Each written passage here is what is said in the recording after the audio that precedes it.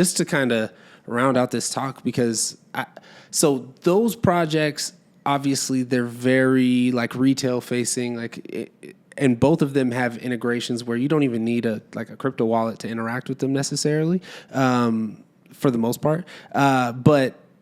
But the other projects that we have that are about to launch, I'm a little bit more cloudy on them, and maybe you can help me out, like with bids. Mm-hmm.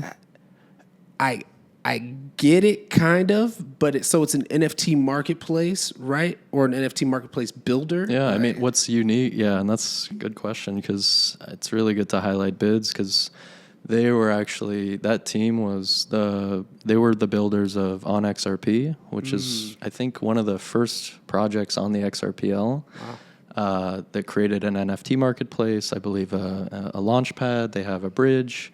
Really cool ecosystem they built. And we met them. We met that team, me and Fabio, over in LA actually. And I think Fabio, when he first saw them, he's like, "Oh, it's the OnXRP guys." Like, I don't want to talk to them. And then I'm like, "Come on, like we gotta say hi." You know, right. Like I'm the business guy, so it wasn't even about that. I'm just right. That's your personality, exactly. Man, so I just they were really nice. I think I pitched, them building on Coreum that night.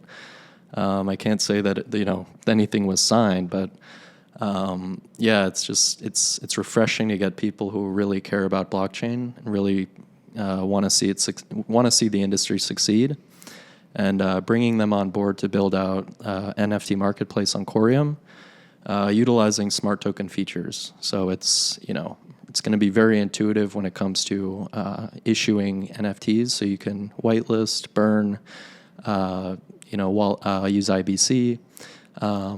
We'd have to do, I think they're doing an AMA soon. But yeah, it's going to be a cool NFT marketplace that, as the foundation, I think we could probably bring a lot of value to them, because, there's so many leads, so many different projects that we get in touch with that want to launch NFT collections, right? And they actually have users and community, and these types of things might not seem so important, because for the most part it's just JPEGs, but those JPEGs, those are people's profile pictures, and it creates a community, and it really is the backbone of crypto. I think that's a big reason why we're not seeing such a huge cataclysmic, how would you say it? We're not seeing, hundreds of thousands of users come in like daily on Coreum, because again, it's a new chain. We're focusing on the right things, right? We're putting the foundation there for the developers, and obviously the institutions that want to see compliance engines put on the blockchain. So those are the types of things we're doing, and it's taken a while to kind of get all those things in place, and trust me, it's hard to keep people excited in the ecosystem when that's the main focus in the beginning of, if you're trying to do it the right way. Right. Well.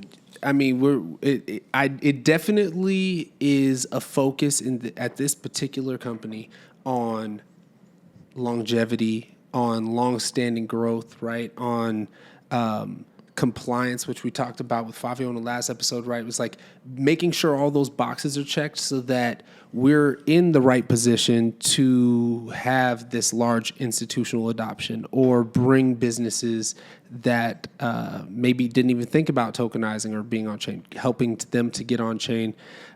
It's just, ask me about tokenization, right? I think tokenizing, right? Yeah. Smart tokens, come on. I think the idea of bringing these businesses, these use cases on chain is that's the part that I've like really attached to with the company. And it's kind of like, we were chit-chatting earlier, and we talked about, like, when I'm explaining to somebody what is Coreum, like, we are a hammer company, we're a pen company.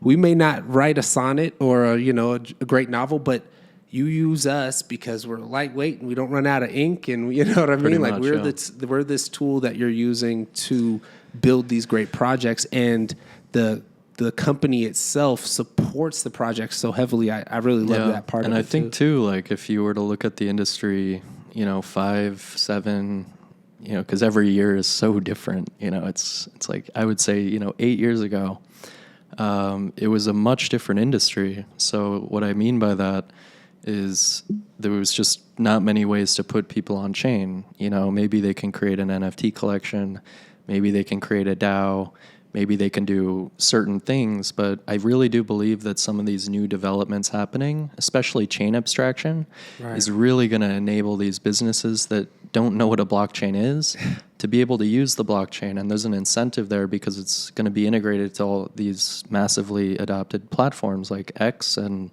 Telegram and LinkedIn and potentially even your Chase banking app. Yeah. That's so. I mean, dude, it's so cool, and that kind of brings me to the last project. I want to say the last project because I won't disrespect them because they're cool people. But L0, we save the best for last. We save the best for last. There you go. That's what we do. L0, right? And honestly, this is the company not being too. And it's understandable. Blockchain. Tech, crypto, well versed, but it's a little more developer centric. But it falls right in line with what you're saying. Is like Coreum's goal has been to build this really strong foundation that businesses feel comfortable. They can easily and safely, securely build in this blockchain Web3 space and build projects that will last for a long time and that have that will really benefit their customers and going forward. I agree. Yeah, no, absolutely. And, I think that the industry is very tribalistic. I think that more people in the industry should be helping each other out rather than gatekeeping. And I'm not going to name any companies, but I think we have an idea, right? It's like kind of like the Coinbases of the world, right? Don't get I'm not going to name any names. Coinbase. They're the biggest one. For sure. They're not going to watch this, obviously, right. so I can call them out. But who knows? Maybe Brian Armstrong, if you're listening to this, let me know. Let's get on a call. But I think they have really great solutions. Especially with chain abstraction, they have all these different connections with the biggest companies, even outside of Web3. And that's what's going to push the needle. It's not, building blockchain solutions that are siloed in your industry. Yes, that helps. It's good to showcase it. But what's going to push the needle is partnering up with enterprises and companies that have a platform that is used on a wide scale. We know what that is, like Uber Eats, I'm drawing a blank. You're absolutely right. This is the time too. I feel like this is the time in Web3 where those companies are being defined, right? So, we'll use our companies because I think they're great. But like Token Proof will be the ticket master. When you think about buying tickets, for the last 20 years, 30 years, you're thinking Ticketmaster, right? But now Token Proof will be who you think about in this new Web3 space. Exactly. So Video Master will be the YouTube or Netflix that you think about. And the Uber, whenever that use case comes around, right? That's actually a company that's called, it's on Cosmos. It's like crypto ride shares? Yeah, it's a crypto ride share. I don't want to disrespect them, and it's a really cool application. So, I got to hear about this. And we're back. I did have to look that up because, again, I did use the application. I trust the people who who built this application on the Cosmos SDK. But it's called Nride. They actually. They have an application that utilizes blockchain that you can actually send crypto as a way to pay for ride sharing. So, pretty cool. That is super cool. If anybody in the industry is doing events, I'm pretty sure these guys are global. So, hit them up. Again, it's called Nride. Just look that up. I'm sure it just pops up. But they will service your event for ride sharing and things like that. If you want to make your event more blockchain centric, those guys are.